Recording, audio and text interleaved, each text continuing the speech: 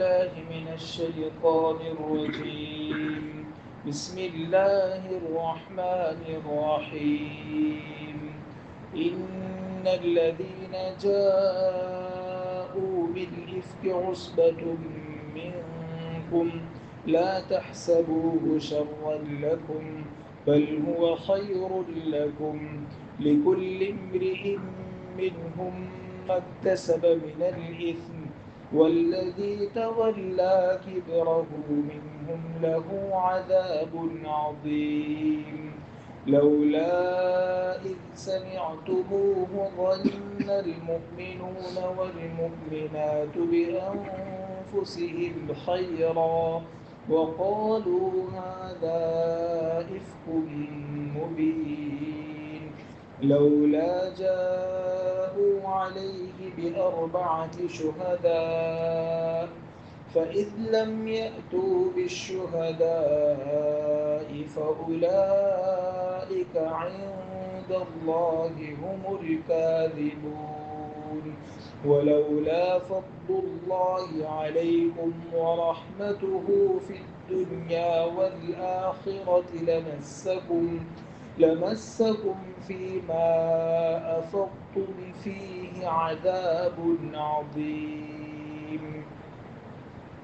صدق اللہ العظیم.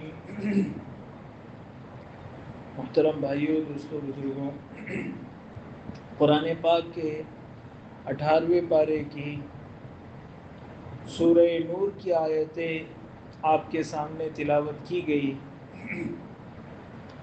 ان آیتوں کا شان نزول اور ان آیتوں کا پس منظر، کس بیک گراؤنڈ میں یہ آیتیں نازل ہوئی، وہ پہلے اچھی طریقے سے سمجھ لینا چاہیے. آپ صلی اللہ علیہ وسلم کی مبارک زندگی میں آپ صلی اللہ علیہ وسلم کو بہت سی آزمائشوں سے گزرنا پڑا، اور ان بہت سی آزمائشوں میں بعض آزمائشیں اور بعض مصیبتیں اور تکلیفیں جو مکے میں آئیں، اور بعض مصیبتیں اور تکلیفیں ایسی رہی جو مدینہ منورہ میں حضور اکرم صلی اللہ علیہ وسلم کو اس کا سامنا کرنا پڑا. اسی طرح بعض مصیبتیں اور بعض تکلیفیں اور آزمائشیں ایسی ہیں جو آپ کے ظاہری جسم پر آئی، جیسے آپ کو مارا گیا، آپ پر پتھر پھینکے گئے، آپ پر کوڑا کرکٹ پھینکا گیا. بعضی چیزیں وہ ہیں جو حضور اکرم صلی اللہ علیہ وسلم کے مبارک دل کو چیر گئی، اور آپ کو اندرونی روحانی اور قلبی تکلیف اس کی وجہ سے ہوئی. یہ جن آیتوں کی ہمارے سامنے تلاوت ہوئی، ان آیتوں کا بھی ایک خاص پس منظر ہے جس کو علمی اصطلاح میں شان نزول کہتے ہیں. آپ صلی اللہ علیہ وسلم کی زندگی میں مدینہ منورہ ہجرت کر جانے کے تقریباً 5 ہجری کے بعد، سن ہجری 5 میں غزوہ خندق کے بعد ایک بہت اہم ترین غزوہ ہوا جس کو غزوہ بنو المستلق یا غزوہ مریسیع کہا جاتا ہے. یہ مستلق ایک قبیلہ تھا، اور یہ قبیلہ جس جگہ پر یا اس کا جو راستہ تھا وہ مریسیع نام کا ایک مقام تھا جہاں سے اس کا راستہ گزرتا تھا. مستلق کا قبیلہ مدینے والوں کے ساتھ بہت زیادہ مناسبت نہیں رکھتا تھا، ان کے مکے والوں کے ساتھ زیادہ تعلقات تھے. اور ان کا جو سردار تھا حارث نام کا، یہ سردار بھی مکے والوں سے زیادہ تعلقات رکھتا تھا.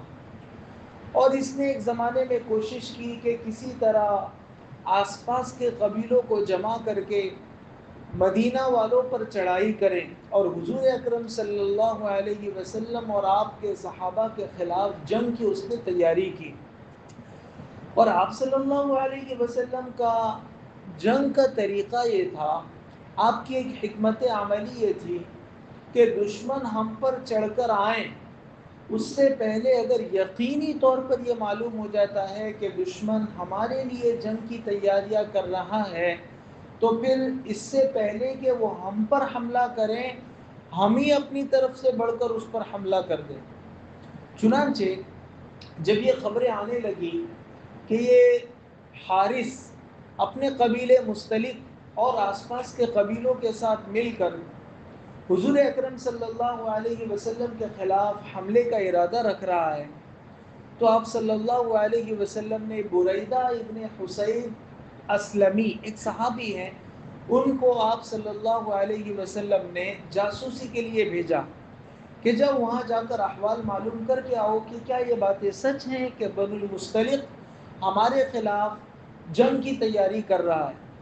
چنانچہ یہ صحابی روانہ ہوئے، اور روانہ ہونے سے پہلے انہوں نے حضور اکرم صلی اللہ علیہ وسلم سے اجازت مانگی کہ اگر مجھے جاسوسی کے دوران اگر کوئی خلاف واقعہ بات کرنی پڑے اور کہیں مجھے کوئی بات معلوم کرنے کے لیے جو نہیں ہوا ہے وہ پوچھنا بتانا پڑے تو کیا مجھ کو اس کی اجازت ہے؟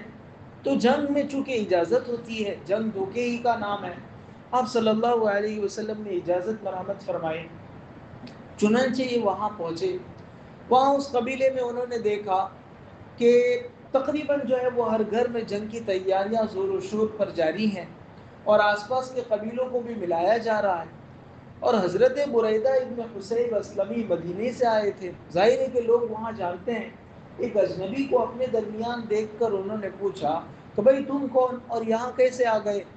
تو انہوں نے پورے اعتماد کے ساتھ جواب دیا کہ میں تمہارا ہی ایک آدمی ہوں، مجھ کو معلوم ہوا ہے کہ تم لوگ مدینہ والوں پر حملے کی تیاری کر رہے ہیں، تو میرا یہاں ایک قبیلہ ہے، تو میری قوم کے لوگ بھی اس کے ساتھ شامل ہونا چاہتے ہیں، آپ کے ساتھ ہم سب مل کر جو ہے وہ مدینے پر چڑھائی کریں گے۔ تو جو حارث سردار تھا اس نے کہا کہ ہاں یہ تو بہت بڑھیا بات ہے، ہم لوگ روانہ ہونے والے تھے لیکن اب تمہارا انتظار کریں گے، تم آؤ تو ہم سب مل کر پھر جو ہے وہ مدینے پر چڑھائی کریں گے۔ انہوں نے ایک طرف لشکر تیار تھا، ان کی ذہانت کی بات ہے کہ انہوں نے تھوڑا سا وقت لے لیا تاکہ وہ حضور اکرم صلی اللہ علیہ وسلم کو خبر پہنچا سکے۔ چنانچہ یہ تیزی کے ساتھ واپس آئے، آپ صلی اللہ علیہ وسلم کو اس کی اطلاع دی، اور آپ نے صحابہ کو تیاری کا حکم دیا۔ تقریباً 700 کے قریب صحابہ اس وقت اسلام کے لشکر میں 700 کے قریب لوگ تھے، اور تقریباً ان میں 30 گھوڑے تھے، 30 گھوڑے، باقی سب کے پاس اونٹ کی سواری تھی، اور ان 30 گھوڑوں کو لے کر حضور اکرم صلی اللہ علیہ وسلم ان 700 افراد کے ساتھ 5 شعبان کو غزوہ مستلق ہوا، تقریباً سن ہجری 5 شعبان کے مہینے میں۔ آپ صلی اللہ علیہ وسلم جب یہاں سے روانہ ہوئے تو آپ کا ایک معمول مبارک یہ تھا کہ اپنے سفر کے دوران ازواج مطہرات جو آپ صلی اللہ علیہ وسلم کی پاک بیویاں تھیں، ان میں سے کسی ایک کو اپنے ساتھ لے لیتے تھے۔ آپ کے ساتھ لینے کا طریقہ یہ نہیں ہوتا تھا کہ جس سے زیادہ محبت ہے یا جس کو زیادہ پسند کرتے ہیں، آپ درمیان میں قرآن اندازی کرتے تھے، چٹھی اچھالتے تھے، جس کا نام آتا تھا اس کو آپ اپنے ساتھ سفر پر لیتے تھے۔ اتفاق سے اس سفر کے موقع سے حضرت عائشہ رضی اللہ تعالی عنہا کا نام نکل آیا، چونکہ سفر پر روانہ ہونا تھا، تو انہوں نے اپنی بہن حضرت اسماء بنت ابو بکر رضی اللہ عنہا سے ان کا ایک ہار تھا جو قبیلہ یمن میں ظفار کا ایک علاقہ ہے، اس میں ایک خاص قسم کے پتھر آتے ہیں، وہاں کے پتھروں سے یہ بنا ہوا ہار تھا۔ انہوں نے اپنی بہن سے، چونکہ ان کی بہن ہے حضرت اسماء بنت ابو بکر، اس سے عاریت کے طور پر کہ میں پہن کر واپس کر دوں گی یہ ہار لیا ہوا تھا، اور وہ حضور اکرم صلی اللہ علیہ وسلم کے ساتھ چلی۔ یہاں 700 افراد میں سے سب کے سب صحابہ نہیں تھے، ان میں بہت سے وہ تھے جو اوپر اسلام لائے تھے، اندر سے ابھی بھی مسلمانوں کے دشمن تھے، جن کو منافق کہا جاتا ہے۔ اس جنگ میں، اس غزوے میں بکثرت منافقین نکلے، ان کو ایسا اندازہ تھا کہ مسلمانوں نے خندق میں کافروں کا جو ہے وہ کافروں کو شکست دی، بدر میں شکست دی، تو یہ بنو المصطلق والے کیا ٹھہر سکیں گے مسلمانوں کے سامنے، تو بہت سا مال غنیمت ملے گا، تو جنگ کرنے کے لیے نہیں آئے تھے، یہ تو جنگ سے بہت پیچھے، جہاد سے پیچھے رہنے والے لوگ تھے منافقین۔ اور اللہ نے ان کے بارے میں کہا ہے کہ جب ان سے کہا جاتا ہے کہ گرمی میں نکلو تو وہ یوں کہتے ہیں کہ گرمی میں ہم نہیں نکلیں گے ورنہ مر جائیں گے۔ اللہ نے ان کو جواب دیا قُلْ نَارُ جَهَنَّمَ أَشَدُّ حَرًّا، کہ جہاد سے بچ کر تم جس گرمی کا بہانہ کرتے ہو، جہنم کی آگ اس سے بھی زیادہ سخت ہے۔ تو یہ لوگ جہاد میں نکلنے میں کوئی مخلص نہیں تھے، یہ تو بس اس لیے نکلے تھے کہ کوئی موقع ملے، ہم کو مال غنیمت ملے، ساتھ میں کچھ موقع ملے تو فتنہ فساد کرتے رہیں گے۔ مشرکین سے زیادہ فتنہ اور فساد منافقین نے مچایا تھا۔ ہندو مشرک بت پرست یہ تو کیا کرتے تھے، حضور اکرم صلی اللہ علیہ وسلم کے سامنے آ کر سینہ بسینہ مقابلہ کرتے تھے، اور منافقین آپ کے ساتھ، آپ کے درمیان رہ کر، مدینے میں رہ کر آپ کے خلاف سازشیں کرتے تھے، پیٹھ کے پیچھے سے چھرا گھونپنے والے میں یہ لوگ شامل تھے۔ تو منافقین اس جنگ میں بکثرت آئے، حتیٰ کہ جو ان کا سردار تھا رئیس المنافقین، جس کو کہتے ہیں رئیس المنافقین، حضرت عبداللہ کا والد، حضرت عبداللہ ان کے صاحبزادے ہیں، یہ نیک تھے، صحابی تھے، ان کے والد ہیں عبداللہ بن ابی بن سلول، باپ کا نام بھی عبداللہ ہے اور بیٹے کا نام بھی، تو باپ منافق بلکہ منافقوں کا سردار تھا، اور بیٹا حضور اکرم صلی اللہ علیہ وسلم کا عاشق زار تھا۔ تو عبداللہ بن ابی بن سلول جو منافقوں کا سردار تھا، وہ بھی اس سفر میں آپ صلی اللہ علیہ وسلم کے ساتھ ہوا۔ آپ صلی اللہ علیہ وسلم نے راستے میں کافروں کا ایک جاسوس، چونکہ وہاں بھی اس قسم کی اطلاع ہو گئی، کافروں کا ایک جاسوس راستے میں ملا، اس کو صحابہ نے پوچھا کہ بتاؤ بنو المصطلق میں کیسی تیاری چل رہی ہے، کیا کام ہو رہا ہے؟ اس نے کہا کون بنو المصطلق اور کیسی تیاری، میں اس قبیلے کا ہوں ہی نہیں، مجھے تو کچھ معلوم ہی نہیں۔ حضرت عمر رضی اللہ عنہ نے دیکھا کہ یہ گھی جو ہے وہ سیدھی انگلی سے نکل نہیں رہا ہے، تو پھر وہ ننگی تلوار لیے اس کے سرانے کھڑے ہوئے اور کہا کہ بتاتا ہے یا پھر میں تیری گردن اڑا دوں؟ تو پھر اس نے سب سچ بتا دیا کہ اس طرح میں جاسوسی کے واسطے بھیجا گیا ہوں اور یہ تیاریاں ہو رہی ہے اور قریب تم پر حملہ ہونے والا ہے۔ پھر آپ صلی اللہ علیہ وسلم کے پاس اس جاسوس کو پکڑ کر لے گئے، اس کو اب دو ہی صورتیں تھی، اس کے سامنے اسلام پیش کیا گیا کہ مسلمان ہو جا، ہمارے ساتھ ہو جا، یا کافر ہے تو پھر کافروں کا آدمی ہے اور ان کو پناہ نہیں ہے، جنگ میں کون کسی کو پناہ دیتا ہے، تو اس کے سامنے اسلام پیش کیا گیا، تو اس نے کہا کہ نہیں، میں اپنی قوم کے ساتھ مروں گا اور جیوں گا، ایسا نہیں ہوگا، میں اپنا مذہب نہیں چھوڑ سکتا۔ چنانچہ پھر حضرت عمر رضی اللہ عنہ نے حضور اکرم صلی اللہ علیہ وسلم کے اشارے سے اس کو قتل کر دیا۔ حضرت عائشہ رضی اللہ عنہ فرماتی ہے، بلکہ حضرت عائشہ نے، یہ جو قبیلہ ہے غزوہ بنو المصطلق، اس قبیلے میں جو سردار ہے حارث، اس حارث کی بیٹی کا نام تھا جویریہ، اور یہ جویریہ بنت حارث آپ صلی اللہ علیہ وسلم کے نکاح میں بعد میں آئی اور آپ کی پاک بیویوں میں سے بنی۔ جویریہ رضی اللہ عنہ بعد میں بیان کرتی ہے کہ جب یہ جاسوس کے قتل کی خبر ہمارے قبیلے میں پہنچی تو اسی وقت سے سب لوگوں کے درمیان خوف پھیل گیا تھا، دہشت پھیل گئی تھی۔ آپ کی ایک حکمت عملی تھی کہ دشمن پر حملہ کرنے سے پہلے دشمن کو ڈرا کر رکھ دے، تو اس کے قتل کی خبر جیسے ہی پہنچی تو اس سے بنو المصطلق والوں کو اندازہ ہو گیا کہ مسلمانوں کے ارادے بہت خطرناک ہیں، اور وہیں سے جو آس پاس کے قبیلے کے لوگ آئے تھے وہ دھیرے دھیرے چھٹنا شروع ہو گئے کہ یہ تو گھمسان کا رن پڑنے والا ہے، اور بدر میں انہوں نے مکے کے کافروں کے چھکے چھڑا دیے تھے، تو ہم بنو المصطلق والے کیا ہے؟ تو وہیں سے ان کے درمیان کمزوری پھیلنا شروع ہوئی۔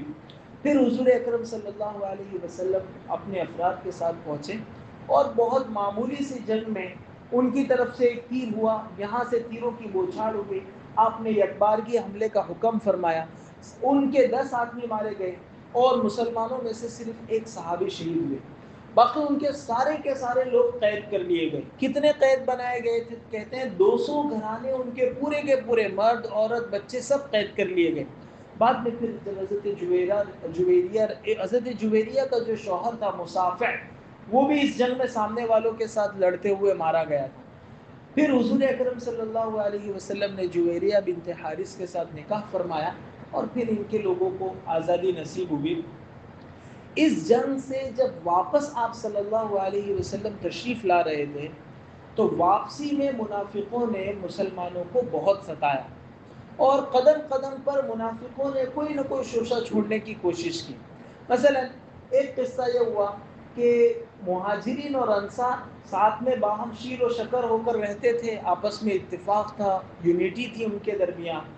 انہوں نے کوشش کی کہ کسی طرح مسلمانوں کا یہ اتفاق اور اتحاد پارا ٹکڑے ٹکڑے ہو جائیں۔ ایک صحابی تھے حضرت جہجہ، یہ مہاجرین کی طرف سے تھے، اور دوسرے صحابی ہیں سنان ابن وبرہ، یہ انصار کی طرف سے تھے، مدینے کے رہنے والے تھے۔ دونوں ایک جگہ آپ صلی اللہ علیہ وسلم نے قیام فرمایا ہوا تھا، وہاں دونوں نے کنویں پر اپنا ڈول ڈالا، اور ڈول نکالتے وقت آپس میں ڈول میں انہوں نے کہا یہ میرا ہے یہ میرا، اس میں کچھ آپس میں تو میں ہو گئی، اور اس میں جہجہ جو کہ مہاجر تھے، مکی کے تھے، انہوں نے سنان کو لات ماری، وہ یا پھر ان کو آپس میں جو ہے وہ ہاتھا پائی ہوگی اور سنان کو خون نکل آیا۔ حضرت سنان رضی اللہ عنہ نے آواز لگائی کہ اے انصار کے لوگوں، اے مدینے کے لوگوں، میری مدد کو دوڑو، تو وہاں سے سارے انصار صحابہ مدد کو آ گئے۔ ادھر جہجہ جو ہے وہ بھاگے مہاجرین کے پاس، اور انہوں نے مہاجرین کو آواز لگائی، سارے مہاجرین ادھر سے آ گئے، اور قریب تھا کہ انصار اور مہاجرین کے درمیان جنگ چھڑ جاتی، اور وہ زمانہ جاہلیت والی باتیں آپ صلی اللہ علیہ وسلم کو کسی نے اطلاع دی، آپ فوراً لپکے اور مجمع کے درمیان پہنچ کر آپ صلی اللہ علیہ وسلم نے ارشاد فرمایا کہ ما بال دعوی الجاہلیت، یہ کیا جاہلیت کی دعوے سن رہا ہوں، دعوها فإنها منتن، یہ سب دعوے چھوڑو، یہ تو بدبودار، اور یہ کہ ہم اس قوم سے ہیں اور ہم اس علاقے سے ہیں، یہ تو تعصب والی، یہ پارٹی والی باتیں ہمارے یہاں نہیں ہونی چاہیے، ہم تو سب امت مسلمہ کے لوگ۔ آپ صلی اللہ علیہ وسلم نے ان کو سمجھایا، تو پھر مجمع دھیرے دھیرے چھٹ گیا، اور مہاجرین میں جو بڑے لوگ تھے انہوں نے انصار کے جو صحابی تھے جن کو ان کے بندے نے مارا تھا، وہ پہنچے اور کہا کہ دیکھو آپ معاف کر دو تو یہ مسئلہ نمٹ جائے گا۔ حضرت سنان نے کہا کہ میں تب تک معاف نہیں کر سکتا ہوں جب تک کہ اپنی قوم کے بڑے لوگوں سے مشورہ نہ کروں۔ تو وہ اپنی قوم کے بڑے لوگوں سے مشورے کے لیے گئے، تو ان میں بھی منافقوں نے ابھارا کہ نہیں، معاف نہیں کرنا، کسی حال میں معاف نہیں کرنا۔ پھر یہ حضرات خود ان انصار کے بڑوں کے پاس گئے اور ان سے اجازت لے کر پھر حضرت سنان نے کہا کہ میں نے اللہ کے واسطے جہجہ کو معاف فرما دیا۔ یہ قصہ جب ہوا تو رئیس المنافقین عبداللہ ابن ابی ابن سلول کو موقع مل گیا، اور اس نے اپنی ایک مجلس لگائی، اور اپنے لوگوں کے درمیان اس کو یہ تھا کہ یہاں کوئی بھی پکا مومن نہیں ہے، سب ہمارے بندے ہیں۔ تو اس نے کہا کہ یہ پہلے ہی دن سے میں کہہ رہا تھا کہ یہ قصہ ہونے والا ہے، دیکھو آج یہ مکے سے آنے والے لوگ ہمارے وطن میں رہ کے ہمارے آدمی کو مار رہے ہیں، اور ہم بدلہ نہیں لے پا رہے ہیں۔ اس نے بھڑکایا لوگوں کو، اور اس طرح کی باتیں کہی۔ پھر ساتھ میں یہ بھی کہا کہ یہ سب تمہارا اپنا کیا کرا ہے، نہ تم مکے والوں کو پناہ دیتے، نہ تم ان کو کھانے کا لیے دیتے، تو یہ آج یہ دن دیکھنا نہیں پڑتا۔ اس نے بہت تانے دیے اپنی قوم، اور پھر ساتھ میں یہ بھی کہا کہ بس یہ آخری دن ہے، یہ آخری سفر ہے، اب جب ہم مدینے میں جائیں گے تو ہم میں کا جو عزیز ہے، جو سب سے معزز ہے، وہ سب سے ذلیل آدمی کو نکالے گا، یعنی ہم سب یہ مکے والوں کو مدینے سے نکال دیں گے۔ یہ باتیں کہنے کو تو کہہ گیا۔ وہیں ایک چھوٹے سے صحابی تھے حضرت زید ابن ارقم، چھوٹی سی عمر تھی لیکن آپ صلی اللہ علیہ وسلم کا سچا عشق ان کے دل میں تھا۔ وہ کھڑے ہو گئے اور انہوں نے کہا کہ تو جھوٹا اور اللہ کے رسول سچے، تو ذلیل اور اللہ کے رسول سب سے زیادہ عزت والے، اور تو نے ایسا کہا۔ بات اب وہ چھوٹے سے کم عمر بچے تھے، لیکن عبداللہ ابن ابی ابن سلول کو لگا کہ یہ کہاں ہمارے درمیان ہے، یہ بات پھیل جائے گی۔ تو انہوں نے کہا کہ ارے بچے ہم تو مذاق کر رہے تھے، تم نے غلط باتیں سنی، ایسا کچھ نہیں ہے، خاموش رہو، بیٹھ جاؤ۔ لیکن زید ابن ارقم چونکہ اپنے کان سے سن چکے، وہ فوراً گئے حضور اکرم صلی اللہ علیہ وسلم کے پاس اور ان کو جا کر شکایت کی کہ آپ کے بارے میں وہ ایسا کہہ رہے ہیں۔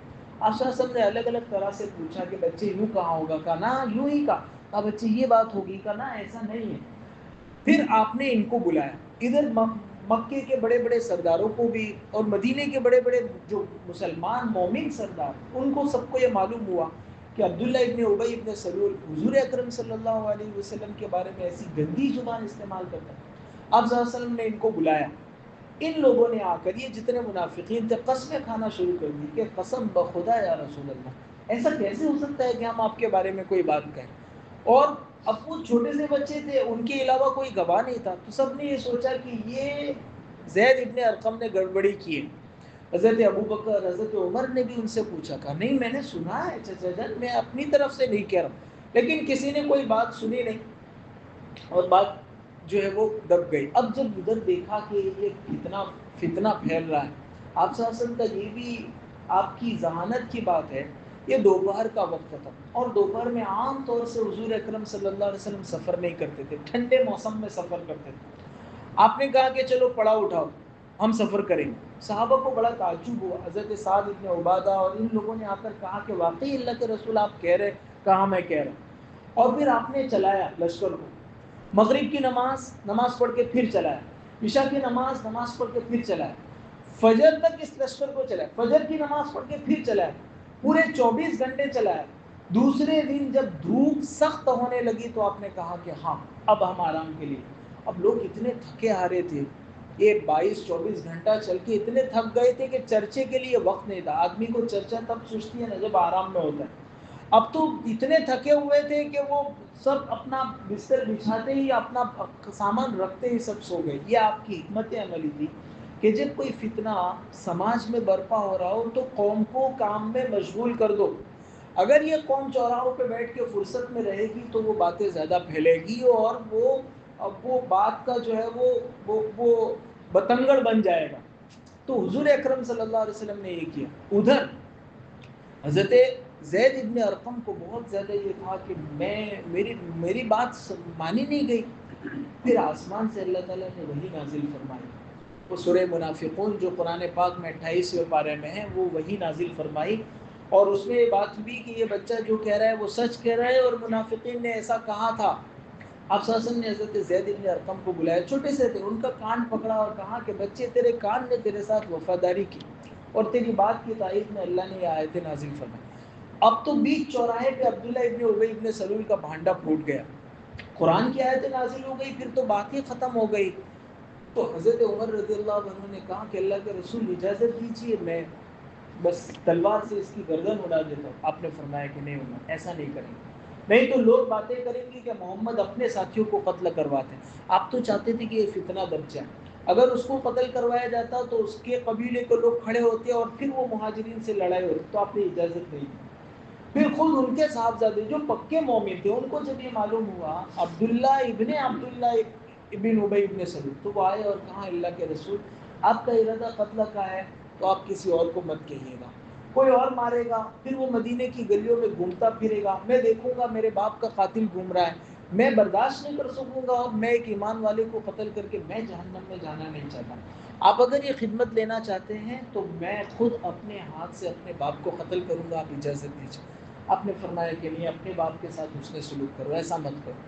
پھر جب مدینے کے قریب, چونکہ اس نے کہا تھا نا کہ ہم میں کا جو سب سے زیادہ عزت والا ہے وہ سب سے زیادہ ذلیل کو, وہ دراصل حضور اکرم صلی اللہ علیہ وسلم کی طرف نعوذ باللہ اشارہ کر رہا, وہ نکالے گا. تو جیسے مدینے میں انٹر کی بات آئی, عبداللہ جو ان کے صاحبزادے تھے اور پکے مومن تھے, وہ اپنے باپ کے اونٹ کی نکیل پکڑ کر اس اونٹ کو بٹھایا اور اس کے ٹانگ پر اپنی ٹانگ رکھ کر کھڑے ہو گئے. کہا جب تک تو یہ نہیں کہے گا کہ میں ذلیل ہوں اور رسول اللہ صلی اللہ علیہ وسلم عزت والے ہیں, تب تک تجھے مدینے میں گھسنے نہیں دوں گا. صحابہ آ رہے ہیں اور دیکھ رہے ہیں, یہاں تک کہ حضور اکرم صلی اللہ علیہ وسلم جب وہاں سے گزرے تو وہ ان کا منافق باپ یہ کہہ رہا تھا کہ میں تو بچوں سے بھی زیادہ ذلیل ہوں اور میں تو عورتوں سے بھی زیادہ ذلیل ہوں اور میں تو بہت ذلیل ہوں, تو مجھ کو چھوڑ دے, اور رسول اللہ صلی اللہ علیہ وسلم عزت والے. اصل میں یہ جو ہے رئیس المنافقین عبداللہ ابن ابی ابن سلول, مدینے میں آپ صلی اللہ علیہ وسلم کے آنے سے پہلے ان کی آپس میں اوس اور خزرج کی لڑائی ہوئی تھی, اور اس میں بڑے بڑے سردار جو کسی کی نہیں سنتے تھے وہ سب مارے گئے تھے. یہ ایک بچا تھا, تو اس کو امید تھی کہ اب میں اس قوم کا سردار بنوں گا, کیونکہ کوئی بچا نہیں ہے, سب مارے گئے ہیں جنگ میں. اور قریب تھا کہ اس کو تاج پہنا کے قوم کا لیڈر بنا دیا جاتا کہ حضور اکرم صلی اللہ علیہ وسلم تشریف لے آئے اور آپ کو لوگوں نے اپنا بڑا بنا. تو تبھی سے اس کی آپ صلی اللہ علیہ وسلم کے ساتھ دشمنی تھی اور کوئی موقع نہیں چھوڑتا تھا آپ کو ستانے کا. اسی سفر کے دوران منافقوں نے ایک مرتبہ ایک جگہ پڑاؤ ڈالا تھا, آپ کی اونٹنی گم گئی, تو منافقوں نے آپس میں باتیں پھیلانی شروع کر دی کہ لو ہم کو تو جو ہے وہ جنت اور جہنم کی باتیں سناتے ہیں, وہی کی باتیں سناتے ہیں, اور خود اپنی اونٹنی کہاں ہے وہ معلوم نہیں. آپ صلی اللہ علیہ وسلم کو وحی نازل ہوئی اور آپ کو بتایا گیا کہ یہ لوگ یہ کہتے ہیں. آپ ان کے درمیان تشریف لائے اور کہا کہ تم میں کا فلاں ایسا ایسے باتیں کرتا ہے, مجھ کو معلوم ہے کہ وہ اونٹنی کہاں ہے، اور آپ نے کہا کہ فلانی وادی میں فلانے درخت کے نیچے اس کی نکیر فلانی شاخ پر لٹکی ہوئی ہے، اس وجہ سے وہ اونٹنی وہی ہے۔ فوراً وہ ایک صحابی دوڑے اور فرمایا کہ صدقت یا رسول اللہ، اے جا، آپ نے جو فرمایا تھا بیائی نہیں، اسی جگہ ہم نے اس اونٹنی کو پایا۔ تو اس سفر میں منافقوں نے بہت ستایا، اور اسی دوران ایک بڑا واقعہ پیش آیا۔ حضرت عائشہ رضی اللہ عنہا ایک جگہ پڑاؤ ڈالا ہوا تھا حضور اکرم صلی اللہ علیہ وسلم نے۔ حضرت عائشہ رضی اللہ عنہا اپنے استنجا وغیرہ کی ضرورت کے لیے گئی ہوئی تھی، اور سفر کا نظام یہ تھا کہ اونٹ پر ایک سیٹ کی طرح جو پورا پیک ہوتا ہے، ابھی بھی اس کی تصویریں مل جاتی ہیں، اونٹ اور ہاتھی پر اس قسم کی ایک چیز رکھی جاتی ہے جو پورا پیک ہوتا ہے، اس کو اردو میں ہودج کہتے ہیں۔ وہ اونٹ پر رکھا جاتا تھا، جب سفر پورا ہو جاتا تھا، جہاں پڑاؤ ڈالنے کی ضرورت آتی تھی، کچھ صحابہ آگے بڑھتے تھے اور اٹھا کر نیچے رکھ دیتے تھے، وہ پورا پردے والا ہوتا تھا۔ پھر جب سب وہاں سے چلے جاتے تھے تو حضرت عائشہ نکل کر اپنی ضرورت پوری کر کے دوبارہ ہودج میں آ جاتی تھی۔ جب سفر کی تیاری اور کوچ کا سلسلہ شروع ہوتا تھا تو صحابہ آتے تھے دو چار، اور اٹھا کر واپس اس کو اٹھنی پر رکھ کر نیچے رسی سے باندھ دیتے تھے تاکہ وہ گرے نہیں۔ حضرت عائشہ رضی اللہ عنہا کی عمر اس وقت 14 سال کی تھی۔ آپ اپنی ضرورت کے لیے تشریف لے گئی، اور واپس جب آپ ہودج میں آئی، سینے پر ہاتھ رکھا تو وہ ہار نہیں تھا جو آپ نے اپنی بہن سے لیا تھا۔ تو وہ ہار تلاش کرنے کے لیے نکلی، اور یہاں اعلان ہو گیا کہ سفر کرنا ہے، کچھ کرو، چلو تیاری کرو۔ اب جو صحابہ اس پر مامور تھے کہ حضرت عائشہ رضی اللہ عنہا کا ہودج اونٹنی اونٹ کے اوپر رکھے، انہوں نے چونکہ دو چار لوگوں نے مل کے اٹھایا۔ حضرت عائشہ 14 سال کی، دبلی پتلی، اس زمانے میں زیادہ باڈی نہیں تھی، خود وہ حضرت عائشہ نے پورا یہ قصہ سنایا۔ وہ کہتے ہیں کہ اس زمانے میں عورتوں کے عام طور سے اتنا جسم اور چربی اور یہ گوشت نہیں ہوتا تھا، دبلی پتلی عورتیں ہوتی تھی، اٹھانے والوں کو احساس ہی نہیں ہوا، اور دو چار مل کے جب اٹھاتے ہیں تو ویسے بھی احساس نہیں ہوتا، اور وہ پورا پردے میں تھا، تو پتہ ہی نہیں چلا کہ اندر حضرت عائشہ رضی اللہ عنہا نہیں ہے۔ اور انہوں نے اٹھا کر جو ہے وہ اونٹ پر رکھا اور نیچے سے باندھ دیا، اور یہ سمجھے کہ ام المومنین تو اونٹ پر سوار ہو گئی، اور آپ صلی اللہ علیہ وسلم کو بھی اس کا علم نہیں ہوا، اور قافلہ روانہ ہو گیا۔ ادھر حضرت عائشہ رضی اللہ عنہا اپنا حال ڈھونڈتے ڈھونڈتے ان کو مل گئے، اور وہ مل گیا تو وہ پہن کر واپس تشریف لائی، تو یہاں تو کوئی نہیں ہے، پورا لشکر جا چکا ہے، بھوک کا عالم ہے، اور یہ دوپہر کے بعد کا قصہ تھا، عصر کے قریب قریب کا یہ قصہ تھا۔ تو اب حضرت عائشہ رضی اللہ عنہ کیا کریں، اکیلی سفر کر نہیں سکتی تھی۔ انہوں نے بہت ذہانت کی اور عقل مندی یہ کی کہ کہیں ادھر ادھر نہیں گئی، جیسا کہ عام طور سے اس قسم کے واقعات میں جو گم جاتا ہے وہ بھی پھر دوسروں کو تلاش کرتا ہے، اور وہ جن کے یہاں سے گم گئے وہ بھی تلاش کرتے ہیں، تو دونوں ایک دوسرے کو تلاش کرتے تو ملتے ہی نہیں۔ حضرت عائشہ نے یہ کہا کہ میں یہیں رہتی ہوں، جب آئندہ کسی جگہ پڑاؤ ڈالیں گے تو وہ مجھ کو نہیں پائیں گے وہاں، تو پھر مجھ کو ڈھونڈتے ہوئے اسی جگہ آئیں گے۔ چنانچہ حضرت عائشہ رضی اللہ عنہ وہیں بیٹھی رہی، رات ہو گئی، اس اکیلے سنسان جنگل میں آپ نے جو ہے وہ اچھے سے، چونکہ پردہ کرتی تھی، اس زمانے میں پردے کا حکم نازل ہو چکا تھا، پورے جسم کا پردہ کر کے ایک جگہ آپ بیٹھ گئی، اور اسی حالت میں نیند آ گئی۔ پوری رات گزر گئی۔ صبح کو ایک صحابی، جب سورج نکل گیا اور روشنی ہو گئی، صفوان ابن معطل، یہ صحابی عام طور سے انہوں نے حضور سے اجازت لے رکھی تھی کہ میں لشکر کے پیچھے پیچھے رہوں گا، ان کا کام یہ تھا کہ کوئی چیز کسی کی گر پڑ جاتی تھی تو وہ اٹھا کے آگے لشکر میں پہنچ کے، جب لشکر کوچ کرتا ہوتا تھا تب یہ نفل کی نیت باندھ کے اپنی لمبی قرات پڑھتے تھے، پھر تیزی کے ساتھ جا کے آگے لشکر سے مل جاتے تھے۔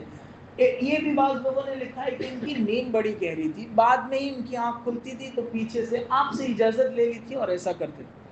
یہ جب تشریف لائے تو انہوں نے دیکھا کہ کوئی انسان سویا ہوا ہے، قریب میں آ کر دیکھا، چہرہ کھلا تھا اس وقت، قریب میں آ کر دیکھا تو سیدہ عائشہ رضی اللہ عنہا تھی۔ پردے کے حکم کے نازل ہونے سے پہلے انہوں نے حضرت عائشہ کو دیکھ رکھا تھا تو فوراً پہچان گئی، اور ان کے منہ سے بے ساختہ یہ آواز نکلی، انا للہ و انا الیہ، تو حضرت عائشہ کی آنکھ کھل گئی۔ جیسے ہی آنکھ کھلی، پہلا کام حضرت عائشہ رضی اللہ عنہا نے یہ کیا کہ اپنا چہرہ ڈھانپا۔ یہ جو آج کل لوگ کہتے ہیں چہرے کا پردہ کہاں ہے، کہاں ہے، قرآن کی آیت پیش کرو، حدیث پیش کرو، حضرت عائشہ کا عمل ہے، ام المومنین ہے، سیدہ عائشہ رضی اللہ عنہا نے اس سنسان جنگل میں بھی بیدار ہونے کے بعد سب سے پہلا کام یہ کیا کہ اپنا چہرہ ڈھانپا۔ اس میں ہماری ماؤں اور بہنوں کے لیے سبق ہیں کہ ان کو پردے کا کتنا اہتمام کرنا چاہیے، ان کو ہم سب کی ماں حضرت عائشہ رضی اللہ عنہا سے سیکھنے کی ضرورت ہے۔ پھر انہوں نے کچھ کہا نہیں، حضرت صفوان نے بس ایک جملہ پوچھا کہ اللہ آپ پر رحم فرمائے، یہاں کیسے؟ حضرت عائشہ فرماتی ہے کہ میں نے کوئی جواب نہیں دیا، اور چونکہ اونٹ پر سوار تھے، انہوں نے اونٹ کا وہ اگلا گھٹنا موڑا، اس کو نیچے بٹھایا اور اس طرف دیکھ کر کھڑے ہو گئے، یعنی اشارہ تھا کہ آپ سوار ہو جاؤ۔ حضرت عائشہ رضی اللہ عنہا سوار ہو گئی، نکیل پکڑ کر آگے آگے چلتے رہے۔ پورے سفر میں کوئی ایک جملہ بھی انا للہ کے سوا ان کے درمیان آپس میں، خود حضرت عائشہ رضی اللہ عنہا فرماتی ہے کہ ایک جملہ بھی ہمارے درمیان بات چیت نہیں ہوئی۔ سفر کرتے کرتے تقریباً دوپہر، حضرت صفوان چاہتے تھے، یہ صبح کے وقت کا قصہ ہے، کہ کسی طرح میں آپ صلی اللہ علیہ وسلم تک پہنچا دوں ان کو، تو تیزی سے سفر کرتے کرتے دوپہر میں اسلامی لشکر نے جہاں پڑاؤ ڈالا تھا وہاں یہ حضرت عائشہ کو لے کر پہنچ گئے۔ اب وہ ہودج تو تھا نہیں، وہ تو مرد کا وہ تھا، اور حضرت عائشہ رضی اللہ عنہ پردے میں تھی پر اوپر سوار تھی۔ اچھا، اب تک اسلامی لشکر کو معلوم نہیں ہوا تھا کہ حضرت عائشہ اندر نہیں ہے، یہاں بھی وہ اٹھانے والوں نے اٹھا کر نیچے رکھ دیا اور سمجھا کہ وہ اندر ہی، پتہ ہی نہیں تھا۔ اب جب سب کے سامنے جب پڑاؤ ڈالے ہوئے تھے دوپہر کے وقت میں حضرت عائشہ رضی اللہ عنہا لشکر میں پہنچی، تب سب کو معلوم ہوا کہ اچھا ایسا واقعہ ہوا تھا۔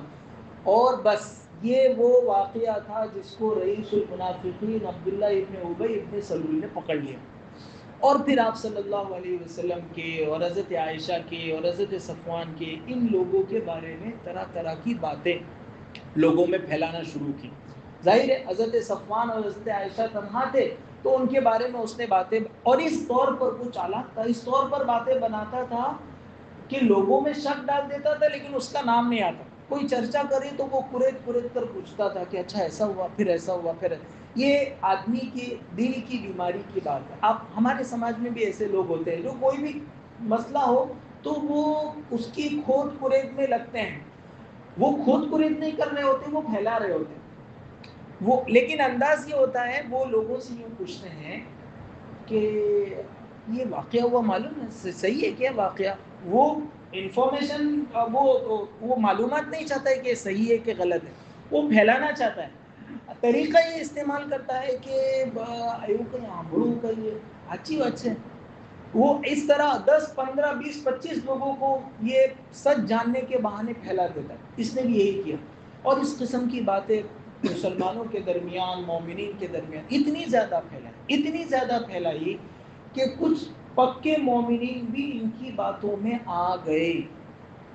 اور یہ لشکر جب مدینہ پہنچا تو مدینہ میں حضرت عائشہ رضی اللہ عنہ بیمار ہو، ان کو کچھ نہیں معلوم ہے کہ کیا قصہ چل رہا ہے، ایک لفظ میں حضرت عائشہ مدینہ منورہ میں تقریباً 1 مہینے بیمار رہی، اور آپ صلی اللہ علیہ وسلم کے ساتھ رہتی تھی۔ آپ صلی اللہ علیہ وسلم روزانہ اپنی تمام بیویوں کو ملنے کے لیے تشریف لاتے تھے، حضرت عائشہ کے پاس آتے تھے، پوچھتے تھے کئی فتیکم، کیا حال ہے، بس اتنا پوچھتے تھے۔ حالانکہ ہمیشہ جب حضرت عائشہ رضی اللہ عنہ بیمار ہوتی تھی آپ صلی اللہ علیہ وسلم کی توجہ زیادہ بڑھ جاتی تھی۔ حضرت عائشہ نے کچھ نوٹ کیا کہ توجہ میں کمی ہو رہی، کیا بات ہے؟ پتہ نہیں تھا کہ حضور اکرم صلی اللہ علیہ وسلم کے دل پر ان منافقین کی باتوں سے کیسے تیر اور خنجر چل رہے ہیں۔ حضرت عائشہ رضی اللہ عنہ تقریباً 1 مہینہ وہاں رہی، اور آپ کی والدہ ام رومان رضی اللہ عنہا وہ آ کر آپ کی تیمارداری کرتی تھی، آپ کے پاس بیٹھتی تھی۔ والدہ نے بھی اپنی بیٹی کو کچھ بتایا نہیں، یہ ماں ہی کا کلیجہ ہے جو بیٹی کو ہر غم سے بچاتی ہے، انہوں نے کچھ نہیں بتایا۔ ایک مرتبہ حضرت عائشہ رضی اللہ عنہا نے یہ پورا قصہ بیان کیا ہے، بہت ساری احادیث میں۔ ام مصطح نام کے ایک صحابیہ تھی، ان کے ساتھ حضرت عائشہ رضی اللہ عنہا اپنی ضرورت پوری کرنے کے لیے، اس زمانے میں جنگل میں جاتے تھے، ضرورت پوری کرنے کے لیے باہر نکلے۔ ام مصطح کون ہے؟ جو مسلمانوں میں سے 3 بڑے بڑے اور اچھے ایمان والے ان باتوں میں آ کر وہ بھی یہ باتیں کہنے لگے تھے، ان میں سے ایک کی ماں مصطح ابن اساسہ، یہ حضرت ابو بکر کے رشتہ دار تھے، ایک یہ ان باتوں میں آ گئے تھے، اور دوسرے حمنا بنت جہش، یہ حضرت زینب بنت جہش کی بہن ہے. زینب بنت جہش حضور اکرم صلی اللہ علیہ وسلم کی پاک بیویوں میں شامل ہے. تو ایک تو مصطح ابن اثاثہ ان باتوں میں آ گئے تھے، اور دوسرے حضرت حسان ابن ثابت مشہور شاعر ہیں. آپ صلی اللہ علیہ وسلم کی طرف سے دشمنوں کو شہر میں مقابلے کی ضرورت میں ہمیشہ انہی کو آپ نے اپنی ان کے لیے کرسی لگوائی اور کہا کہ حسان شہر کو جبریل تمہاری مدد کرے گا، اور تمہارے شہر کافروں کے دل میں اس طرح چبھتے ہیں جیسے زہریلے تیر چبھتے ہوں. اور چونکہ مکی کے لوگوں کے بارے میں برا بھلا کہتے تھے حضرت حسان، تو آپ صلی اللہ علیہ وسلم بھی مکے میں سے تھے، آپ کا قبیلہ بھی وہیں تھا. تو حضرت حسان ابن ثابت کو حضور صلی اللہ علیہ وسلم نے کہا کہ تم ان کی برائی میں کہیں ہماری برائی نہ کر دو. کہا ہم آپ کو اس طرح نکال دیں گے جیسے لوگ آٹے میں سے بال نکالتے ہیں، آپ بالکل بے فکر رہیں. اور حضرت ابوبکر چونکہ نسب کے بارے میں زیادہ جانتے تھے، تو آپ نے ان کو کہا تھا کہ حضرت ابوبکر کو پوچھتے رہنا.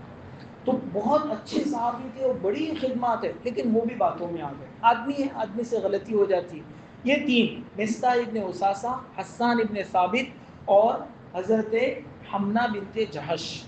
یہ اس مصطح کی والدہ ایک مرتبہ حضرت عائشہ کے ساتھ رات کو ان کو، چونکہ اس زمانے میں عورتیں دن میں اپنی ضرورت پوری کرنے کے لیے نہیں نکلتی تھی اور جنگل میں جانا پڑتا تھا اور جگہ متعین تھی، تو رات کے وقت نکلی. مصطح ابن اثاثہ یعنی مصطح ابن اثاثہ کی والدہ حضرت عائشہ کے ساتھ جا رہی تھی. راستے میں ان کے پیر میں ان کی اپنی اوڑھی ہوئی چادر آ گئی اور وہ گر گئی تو ان کے منہ سے نکلا مصطح برباد ہو جائیں. حضرت عائشہ کو اپنے بیٹے کو کہے کو گالی دینے، اس کو بد دعا دے، اور پھر وہ بدری صحابی تھے. تو حضرت عائشہ نے کہا کہ اپنے بیٹے کو کیوں اس طرح بد دعا دے رہے ہیں اور ایک بدری صحابی کے بارے میں آپ ایسا کہہ رہے ہیں. مصطح خاموش رہی، چونکہ حضرت عائشہ کو کیا مدینے میں پک رہا ہے کچھ معلوم نہیں تھا. پھر دوسری بار گری، پھر ان کے منہ سے اسی طرح کا جملہ نکلا. پھر تیسری بار گری، پھر حضرت عائشہ نے تینوں مرتبہ پوچھا. تو پھر تیسری مرتبہ انہوں نے کہا کہ بھولی لڑکی، تجھے کیا معلوم کہ مدینہ میں تیرے بارے میں کیا کیا چاہتا. پھر پورا اسٹوری نے تب حضرت عائشہ کو معلوم ہوا، اچھا پچھلے 1 مہینے سے جو حضور کی توجہ میں کمی ہے اس میں ان باتوں کا اثر ہے بس. اور ظاہر ہے کہ کوئی اپنے بارے میں اس طرح کی تہمت سنے تو کیسے برداشت کر سکتا ہے. اسی وقت بخار چڑھ گیا، فوراً جو ہے وہ گھر آئی. اپنی فرماتی ہے کہ میں اپنی ضرورت پوری کرنا استنجا کے لیے گئی تھی. یہ چیز ایسی نہیں ہے کہ روک سکتے ہیں. مجھے اتنا فکر اور غم سوار ہوا کہ میں اپنی ضرورت پوری کرنا بھول گئی. گھر آئی، حضور اکرم صلی اللہ علیہ وسلم اسی دوران تشریف لائے. آپ نے صرف یہی پوچھا کئی فتیق کو کیا حال ہے.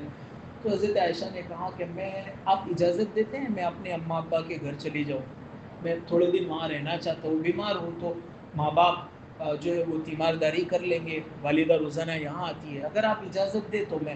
اس سے یہ معلوم ہوا کہ لڑکی چاہے حضرت عائشہ کیوں نہ ہو، وہ شوہر کے گھر سے نکلنے سے پہلے شوہر کی اجازت لیتی ہے. یہ اس سے سبق ملتا ہے. اور حضور صلی اللہ علیہ وسلم باوجود یہ کہ آپ سخت ترین ٹینشن میں تھے، آپ کو اس قسم کا دباؤ کبھی نہیں کرنا، سامنا نہیں کرنا پڑا. آپ نے یہ کہا کہ ہاں جاؤ، اور ایک چھوٹا بچہ تھا ان کو ساتھ میں بھیج دیا کہ تم جو ہے وہ پہنچا کر آؤ. ایسا نہیں یہ کہہ دیا کہ جاؤ. آج کل تو ایسا رہتا ہے بیوی ناراض ہو کے اگر کہتی ہے کہ اماں کے گھر چلی جاؤں گی، شوہر کہتا ہے کہ کل جانے والی تو آج چلی جاؤ. ایسا نہیں تھا، آپ نے پورے احترام کے ساتھ حضرت عائشہ کو وہاں پہنچایا. حضرت عائشہ رضی اللہ عنہا وہاں پہنچی. ان کی والدہ روز آتی تھی لیکن شہر میں کیا چل رہا ہے اس کے بارے میں بتاتی نہیں تھی.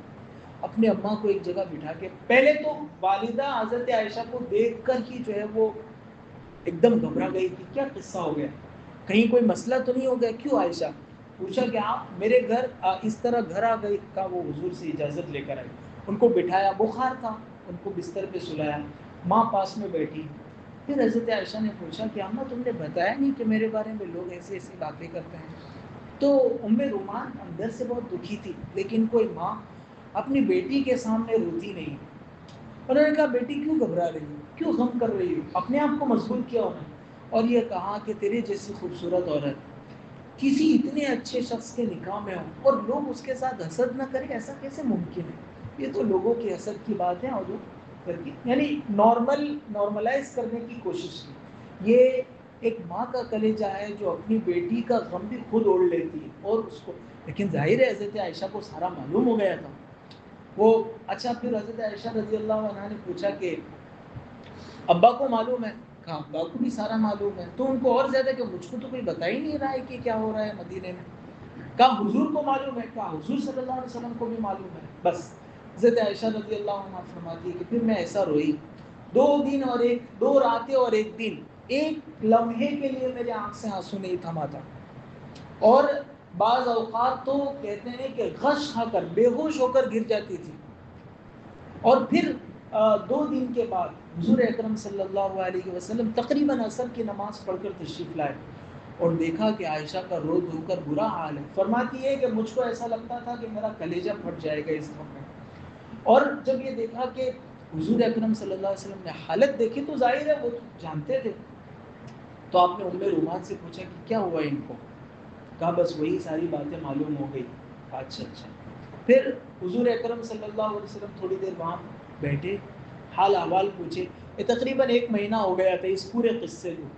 آپ صلی اللہ علیہ وسلم اس انتظار میں تھے کہ اللہ کی طرف سے کوئی وحی نازل ہوگی تو معاملہ کھلے گا کہ یہ کیا ہے۔ اس سے یہ بھی معلوم ہوا کہ آپ عالم الغیب نہیں تھے، جیسا ہمارے بعض بھائی ناواقفیت کی وجہ سے کہتے ہیں کہ آپ سب غیب جانتے تھے۔ اگر آپ جانتے ہوتے تو 1 مہینہ کیوں اتنے غم میں اپنے آپ کو رکھتے؟ ہمارے استاد کا ایک مرتبہ ایک جگہ بیان ہوا اسی ٹاپک پر کہ آپ سے اصل عالم الغیب تھے، انہوں نے کوئی دلیل ولیل نہیں دی، انہوں نے پورا یہ قصہ سنایا اور کہا کہ اگر آپ غیب جاننے والے ہوتے تو کیوں اتنی تکلیف برداشت کرتے؟ پھر آپ صلی اللہ علیہ وسلم چونکہ وہی نہیں آ رہی تھی، آپ نے ایسا کیا کہ اپنے لوگوں کو، گھر والوں کو بلا کر مشورہ کرنا شروع کیا۔ عام طور سے آپ کا اپنا مشورہ حضرت ابوبکر حضرت عمر سے ہوتا تھا، لیکن یہ تو گھر کا مسئلہ تھا، اور عائشہ تو جو ہے وہ حضرت ابوبکر کی صاحبزادی تھی، اس لیے آپ نے حضرت علی کو بلایا۔ پھر آپ کے آزاد کردہ غلام کے لڑکے تھے حضرت اسامہ ابن زید، حضرت زید کے لڑکے اسامہ ابن زید، ان سے بھی حضور بہت محبت فرماتے تھے اور وہ آپ کے گھر کے لوگوں میں سے سمجھے جاتے تھے، ان کو بلایا، اور الگ الگ لوگوں کو حضور اکرم صلی اللہ علیہ وسلم نے بلا کر پوچھا۔ چنانچہ سب سے پہلے آپ صلی اللہ علیہ وسلم نے حضرت اسامہ ابن زید رضی اللہ عنہ کو بلایا، اور ان کو بلا کر آپ پوچھا کہ عائشہ کے بارے میں اور یہ جو باتیں چل رہی ہیں ان کے بارے میں تمہارا کیا خیال ہے؟ حضرت اسامہ نے، اچھا یہ بھی آپ کی ذہانت کی بات ہے کہ آپ نے کسی بڑی عمر والے کو نہیں بلایا، چونکہ بڑی عمر والے بہت زیادہ احترام ادب میں وہ اصل بات کہہ نہیں پاتے جو ان کے دل میں حضور کے ادب و احترام۔ حضرت اسامہ جوان تھے، جوان کے بارے میں حضرت علی بھی جوان تھے، تو یہ تھا کہ یہ لوگ فٹ سے کہہ دیں گے جو دل میں ہوگا۔ حضرت اسامہ نے فوراً کہا لکا یا رسول اللہ کے رسول، یہ تو آپ کی گھر والی ہے، ما نعلم الا خیرا، ہم سوائے بھلائی کے ان کے بارے میں کچھ نہیں جانتے، یہ جو ساری باتیں چل رہی جھوٹ ہے، ھذا کذب و باطل، ہم بالکل کبھی اس کو تسلیم نہیں کر سکتے۔ اپنے ان کو بھیج دیا، حضرت علی کو بلایا۔ حضرت علی سے حضور اکرم صلی اللہ علیہ وسلم کی پریشانی 1 مہینے سے وہی نہیں آ رہی، اور یہ باتیں چل رہی ہے، اوپر سے ہمارے لوگ بھی ان باتوں میں شریک ہو جا رہے ہیں، تو دیکھی نہیں جا رہی۔ حضرت علی رضی اللہ عنہ نے کہا کہ اللہ کے رسول، آپ کو اللہ نے کوئی تنگی نہیں کر رکھی ہے، بہت عورتیں ہیں، یعنی ان کا اشارہ تھا کہ اگر مسئلہ ٹھیک ہے تو آپ کیوں اتنا ٹینشن لے رہے ہیں، بہت عورتیں ہیں آپ کے لیے۔ پھر حضرت علی نے ساتھ میں آگے یہ بھی فرما دیا کہ عائشہ کے بارے میں ہم جو ہے وہ کسی قسم کی اور اس طرح کی کوئی بات ہم کو نہیں معلوم ہے، آپ بہتر یہ کہ بریرہ سے پوچھیں۔ یہ بریرہ کون ہے؟ بریرہ آپ صلی اللہ علیہ وسلم کی باندھی تھی، بعد میں حضرت عائشہ نے خرید کر اپنی باندھی بنایا، پھر آزاد کر دیا۔ یہ حضرت عائشہ کے ساتھ ہمیشہ رہتی تھی، تو آپ ان سے پوچھیں، وہ سب سے زیادہ واقف ہے۔ وہ آج کے سماج کے حساب سے جو گھر پہ کام والی بائی ہوتی ہے اس کو بیڈ روم تک کا بھی سب معلوم ہوتا ہے، تو حضرت علی نے کہا کہ بریرہ سے پوچھو، اس کو سب معلوم ہوگا۔ بریرہ کو بلایا حضور اکرم صلی اللہ علیہ وسلم، ان سے پوچھا، کہا خدا کی قسم ہے اللہ کے رسول، ایسا کیسے ہو سکتا ہے؟ اور پھر انہوں نے حضرت عائشہ کے بارے میں کہا کہ وہ اتنی پاکیزہ ہے، میں اس کو اتنا ایسا جانتی ہوں، سونار شاید کھرے سونے کو بھی سونار کے سامنے اگر سونا لائے نا، وہ پہلی نظر پہ بتا دیتا ہے کہ یہ مکس والا ہے یا خالی کا۔ سونار خالص سونے کو کھرا سونا اتنا نہیں پہچان سکتا ہے جتنا میں عائشہ کو پہچانتی ہوں، ایسا کبھی نہیں ہو سکتا اللہ کے رسول۔ ہاں اتنا ہے، بہت بھولی بالی ہے، آٹا گھوم کر سو جاتی ہے، اور وہ باہر سے بکری اور وہ مرغی آ کر وہ آٹا کھا جاتی ہے، یعنی کہ بہت بھولی بالی ہے، ایسا نہیں ہو سکتا ہے۔ پھر حضرت بریرہ رضی اللہ عنہا کے بعد بھی حضور اکرم صلی اللہ علیہ وسلم نے زینب بنت جہش کو پوچھا۔ زینب بنت جہش کون؟ آپ کی بیوی حضرت عائشہ کی سوکر۔ یہ سمجھنے کی بات ہے کہ اس موقع سے اگر زینب بنت جہش چاہتی تو کوئی بھی اسٹوری بنا سکتی تھی۔ ازواج مطہرات میں دو ٹیم تھی، ایک حضرت عائشہ کی ٹیم تھی اور دوسری حضرت زینب جویریہ ان کی ٹیم تھی۔ آپس میں عورتوں میں فطری باتیں چلتی رہتی، پر اس موقع سے جب زینب بنت جہش رضی اللہ عنہا کو حضور اکرم صلی اللہ علیہ وسلم نے پوچھا تو انہوں نے کہا کہ اللہ کے رسول، میں تو اپنے کان اور اپنی زبان کی حفاظت کر کے رکھتی ہوں، میں نے کبھی اس معاملے میں ایک جملہ ایسا نہیں کہا، اور عائشہ میں ہم نے اپنی پوری زندگی میں بھلائی کے سوا کچھ نہیں دیکھا۔ یہ نہیں ہو سکتا ہے۔ اس کے بعد حضور اکرم صلی اللہ علیہ وسلم نے اپنی آزاد کردہ باندھی، جس کو آپ والدہ کا درجہ دیتے تھے، جنہوں نے آپ کی پرورش کی، ام ایمن رضی اللہ عنہ کو بلایا، ان سے پوچھا، انہوں نے بھی یہی کہا کہ خیر کے سوا عائشہ میں ہم نے کچھ نہیں دیکھا، اور میں ہمیشہ اس کے ساتھ اچھا گمان رکھتی ہوئی ایسا نہیں ہو سکتا۔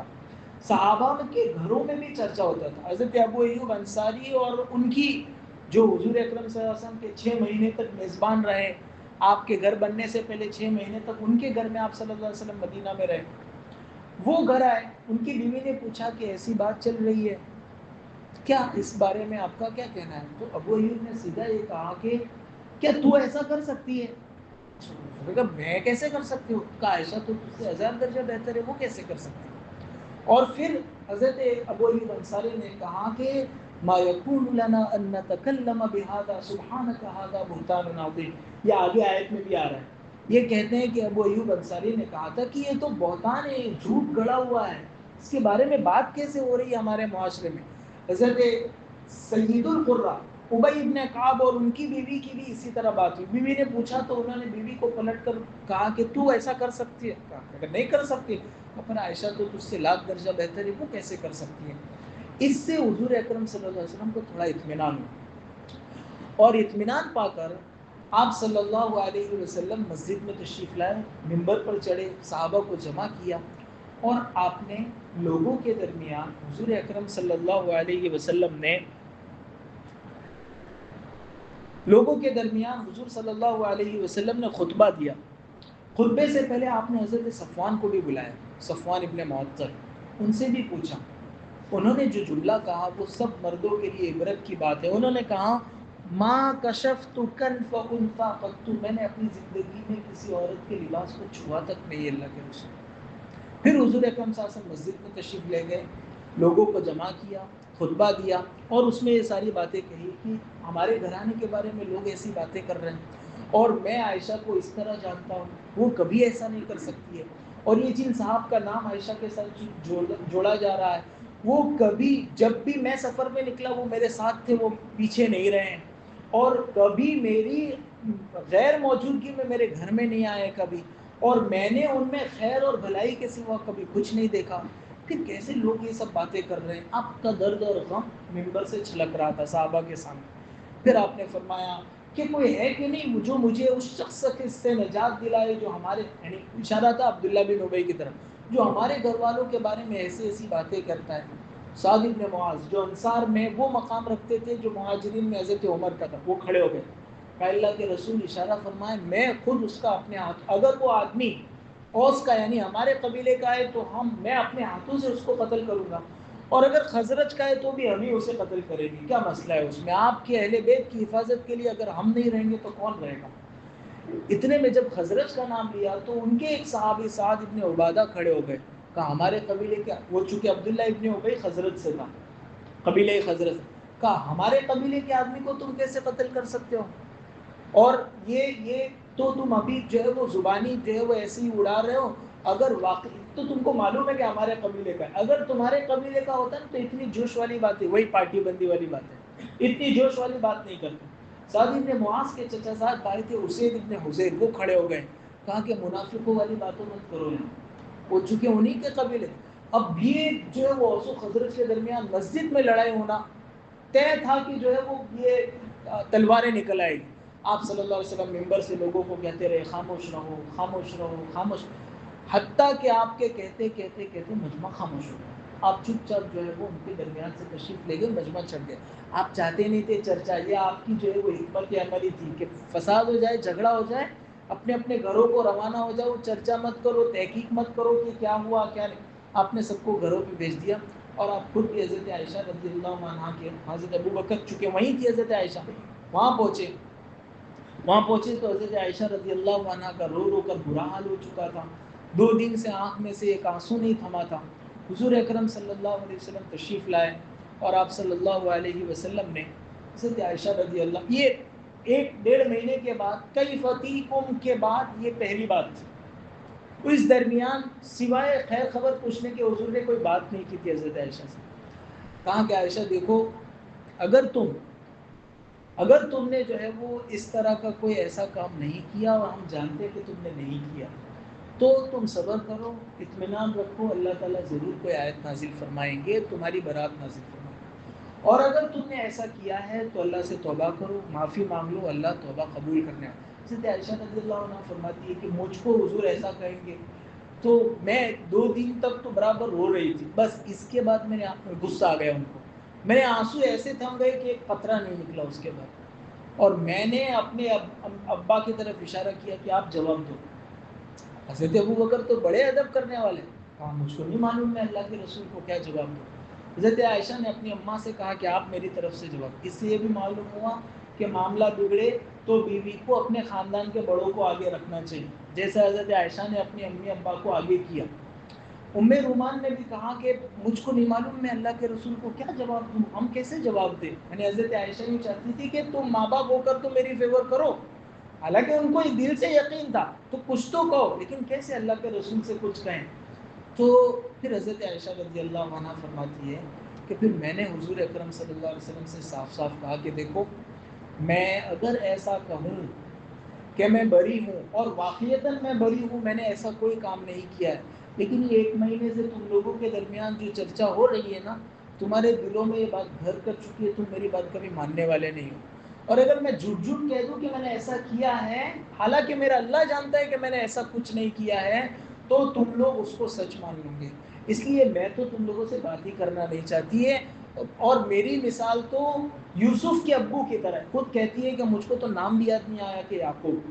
اتنا غم سوار تھا اور اتنا غصہ تھا کہ میں نے یہ کہا کہ یوسف کے ابو کی طرح میں تو اب کہوں گی کہ فصبر جمیل واللہ المستعان, کہ بس صبر کے سوا اور کوئی راستہ نہیں ہے, اللہ ہی مدد کرنے والا ہے. تو میں نے یہ کہا اور میں حضور کے سامنے کروٹ پھیر کر ادھر دیکھ کر جو ہے وہ یعنی لیٹ گئی. جیسے ہی حضرت عائشہ ادھر پلٹی, حضور اکرم صلی اللہ علیہ وسلم پر آسمان سے وحی نازل ہونا شروع ہوئی. اور آپ پر جب وحی نازل ہوتی تھی تو بہت بھاری ہوتی تھی, وہ آپ کے پسینے, سخت سردی میں بھی پسینے کے قطرے آپ کی پیشانی پر نمودار ہونے لگے. ادھر حضرت ابو بکر اور ام رومان وہ تو فل ٹینشن میں کہ پتہ نہیں کیا آیات نازل ہوتی ہے, اور ادھر حضرت عائشہ بالکل اطمینان میں کہ میرا اللہ میرے بارے میں جانتا ہے, سوال ہی نہیں ہوتا کہ اس کے بارے میں, میرے بارے میں کوئی ایسی جو میں نے کیا ہی نہیں ہے تو میں کیوں ڈروں. خود حضرت عائشہ کہتی ہے کہ میں اپنے ماں باپ کے چہرے کو دیکھتی تھی تو وہ اتنا غم زدہ, اور میں اپنا حال دیکھتی تھی تو مجھے اتنا سکون اطمینان تھا, کوئی مسئلہ نہیں تھا کہ اب تو جو ہوگی آر کی پاک. حضور اکرم صلی اللہ علیہ وسلم پر جیسے ہی وحی پوری ہوئی, آپ صلی اللہ علیہ وسلم کے مبارک چہرے پر مسکراہٹ چھا گئی, اور آپ نے فرمایا عائشہ مبارک ہو, ام اللہ عز وجل فقط براکی. عائشہ اللہ نے تم کو اس جو تہمت مدینے میں لگ رہی ہے اس سے اللہ نے تم کو بری کر دیا. حضرت عائشہ کی خوشی کا حال وہ تو ان کے دل سے پوچھنا چاہیے کہ کیا خوشی ہوگی. ان کے ماں باپ اتنے خوش ہوئے, کہنے لگے کہ عائشہ حضور کا شکریہ ادا کرو. حضرت عائشہ ناز والی بیوی تھی, کہاں اللہ کے سوا ہم کسی کا شکر ادا نہیں کرتے, ہم اللہ کا شکر ادا کریں. اور پھر کہا کرتی تھی کہ مجھ کو تھا کہ اللہ میرے بارے میں کوئی نہ کوئی حکم نازل فرمائیں گے اور میری برات خواب میں دکھا دیں گے, کبھی جبرائیل آ کر کہہ دیں گے. یہ نہیں معلوم تھا کہ اللہ میرے بارے میں قرآن پاک میں آیتیں نازل فرما دیں گے, اور قیامت تک رئیس المنافقین عبداللہ ابن ابی پر لعنت ہوتی رہے گی, اور میری برات کی 10 آیتیں اس موقع سے اللہ نے نازل فرمائی, قیامت تک تلاوت کی جاتی رہے گی. پھر کیا ہوا, حضور اکرم صلی اللہ علیہ وسلم جلدی سے مسجد میں تشریف لے گئے, لوگوں کو جمع فرمایا اور آپ نے یہ آیتیں پڑھ کر سنائی. اب تو جو ہے وہ عبداللہ ابن ابی لیکن چونکہ وہ سامنے نہیں آیا تھا، وہ پیچھے رہ کر جو ہے وہ پیچھے رہ کر یہ سارے جو ہے وہ فتنے فساد مچایا کرتا تھا. تو جو 3 لوگ تھے، مصطح ابن اساسہ، حسان ابن ثابت اور حمنہ بنت جحش، ان تینوں کے متعلق یہ فیصلہ ہوا کہ اگر کسی پاک دامن عورت پر، جیسے اس سے پہلے والی آیتوں میں آیا، کوئی تہمت لگائے اور اس کو ثابت نہ کر سکے تو پھر 80 کوڑوں کی سزا ہے. ان پر 80 کوڑوں کی سزا جاری ہوئی. وہ رئیس المنافقین پر جاری نہیں ہوئی کیونکہ اس نے اقرار نہیں کیا تھا کہ میں نے ایسا کہا. ان لوگوں نے تو، یہ تو سچے مسلمان تھے، انہوں نے کہا کہ سوری ہم سے غلطی ہو گئی، ہم نے ایسا کیا، ہم ان لوگوں کی باتوں میں آ گئے، ہمیں نہیں آنا چاہیے. تو حضور اکرم صلی اللہ علیہ وسلم نے سزا دے کر ان کو پاک صاف فرما دیا. اور ویسے بھی پہلے یہ بات کہی گئی ہے، جن پر دنیا کی سزا جاری ہوتی ہے آخرت میں پاک صاف ہو جاتے ہیں. اس کو تو اللہ کو جو ہے وہ جہنم میں کافروں کے بھی نیچے ڈالنا تھا. منافقوں کا طبقہ ہے، ان المنافقین فی الدرک الاسفل من النار. تو اس پر حد جاری کر کے وہ عذاب میں تخفیف کیوں، ہلکا پن کیوں لانا؟ اس کو تو اللہ آخرت میں عذاب دیں گے. تو حضور نے اس سے حکمتاً کچھ نہیں فرمایا کہ وہ پھر مخالفت پر آئے گا، البتہ ان 3 پر حد جاری ہوئی. ادھر منافق مہاجرین اور انصار کے درمیان، یہ اوس اور خزرج کے درمیان بھی جھگڑا ہوتے ہوتے بچا تھا. 2-4 دن کے بعد ایک دن حضور اکرم صلی اللہ علیہ وسلم سعد ابن معاذ کا ہاتھ پکڑ کر ان کی مجلس سے اٹھایا. ان کے ساتھ جو لوگ تھے ان کو اٹھا کر لے کر سیدھا سعد ابن عبادہ کے وہاں پہنچ گئے. ظاہر ہے حضور کے ساتھ آئے تھے تو وہاں کے لوگوں نے کھلایا پلایا، تھوڑا سا بات چیت کی، چلے گئے. 2-4 دن کے بعد سعد ابن عبادہ کی مجلس میں حضور صلی اللہ علیہ وسلم تشریف لے گئے. ان کا ہاتھ پکڑا اور ان کے قبیلے کے لوگ، خزرج کے لوگ جو ہے وہ آئے سعد ابن معاذ رضی اللہ عنہ کے یہاں اور انہوں نے کھلایا پلایا. تو اس طرح مہاجرین، یہ اوس اور خزرج کے درمیان جو مسئلہ ہوا تھا آپس سے خلیج کا، وہ بھی ختم ہو گیا. حضرت عائشہ رضی اللہ عنہا ان 3 کے بارے میں، مصطح ابن اساسہ، حضرت حسان اور حضرت حمنہ بنت جحش، کبھی کسی کے بارے میں کوئی ایسی بات، بلکہ حضرت حسان ابن ثابت کے بارے میں کوئی برا بھلا کہتا کہ وہ بھی اس میں شریک ہے تو منع کر دیتی کہ بھائی ان کو گالی مت دو. ان کے بارے میں تو حضور نے یوں فرمایا یوں فرمایا. ان کو تو آپ نے اپنی کرسی پر بٹھا کر کافروں کو جوابی شعر کہنے کے لیے ان کو کہا تھا.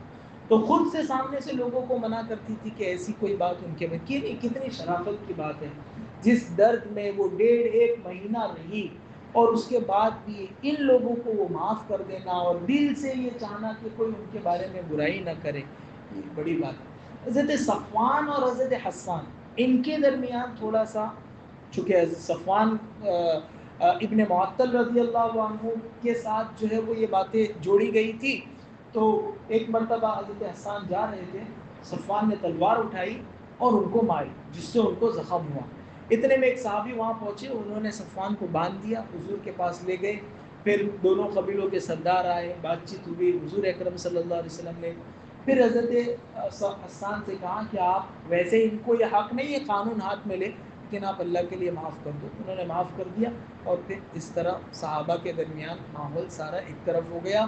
اور منافقین جنہوں نے یہ سارا کیچڑ اچھالا تھا، وہ پورے مدینے میں کسی کو منہ دکھانے کے لائق نہیں رہے. خود خزرج والوں کے سامنے رئیس المنافقین عبداللہ ابن ابی ابن سلول کی کوئی وقت نہیں رہی، کوئی اس کو گھاس نہیں ڈال. وہ جہاں جاتا تھا لوگ اس سے منہ پھیر لیتے. سعد ابن عبادہ جو ان کے قبیلے کے سردار تھے اور اس کی حمایت کے لیے آگے بڑھے تھے، جب وہ سامنے سے آتا تھا تو اس طرف منہ پھیر دیتے، تو اس سے بات نہیں کرتے. اتنا ذلیل ہوا مدینے میں کہ کبھی اتنا ذلیل نہیں ہوا تھا. پھر حضور اکرم صلی اللہ علیہ وسلم نے حضرت عمر سے فرمایا کہ عمر، اگر اس دن میں نے تجھ کو اجازت دے دی ہوتی کہ جا اس کی گردن اڑا دیتے تو پھر حضرت عمر نے کہا کہ بے شک اللہ کے رسول، آپ جو فیصلہ فرماتے ہیں وہی سچ ہوتا ہے، ہم کیا جانیں کہ کیا ہے. تو یعنی وہ حکمت تھی حضور اکرم صلی اللہ علیہ وسلم کی کہ وہ قتل نہیں ہوا لیکن زندگی ہی میں مر گیا. پھر اس کے ساتھ کیا سلوک ہوا کبھی دوسری آیتوں میں آئے گا تو انشاءاللہ بتائیں گے. ان آیتوں کی، چونکہ قصہ لمبا ہو گیا، ان آیتوں کی 10 آیتیں ہیں کل. انشاءاللہ اس کا ترجمہ اور اس کے متعلق کچھ وضاحتی باتیں اگلی مجلس میں انشاءاللہ پیش کریں گے.